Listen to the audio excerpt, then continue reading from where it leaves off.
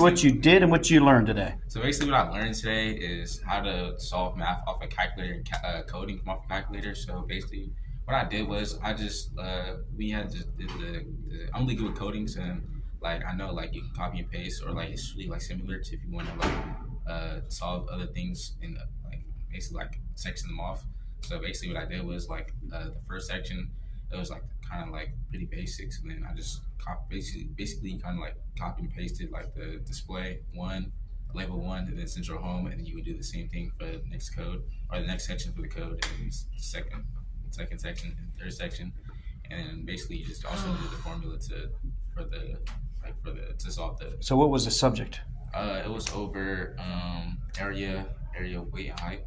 Okay, so we did three different area equations, and then you were able to use the Texas Instrument 84, and you used the TI Basic language, and so you had how many labels? Three. Three labels, and what did you have to put? For example, what's some of the things you had to input that were functions? It would be label. It would be label one to label it first, and then be central home, and then you would display area is when you would put in the numbers, and then it would be a. You do prompt A B C, and then you would put in like the function. Was there anything you had trouble with? Yeah, I had at first I had trouble like with the functions and stuff, like what to put and stuff at first, and then after I figured it out, then I got So it. is this similar to coding that you learned how to do that you got certified in? Yes. Okay, cool. Good deal. Talk about what you learned the last few days. Oh, this is what, Tuesday, last 2 days. Want me to start? Yep.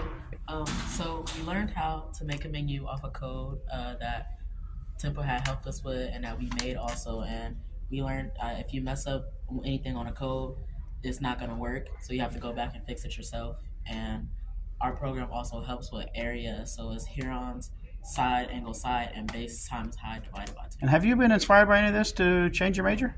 Yes, to computer science. Okay. Yeah. Oh, you go.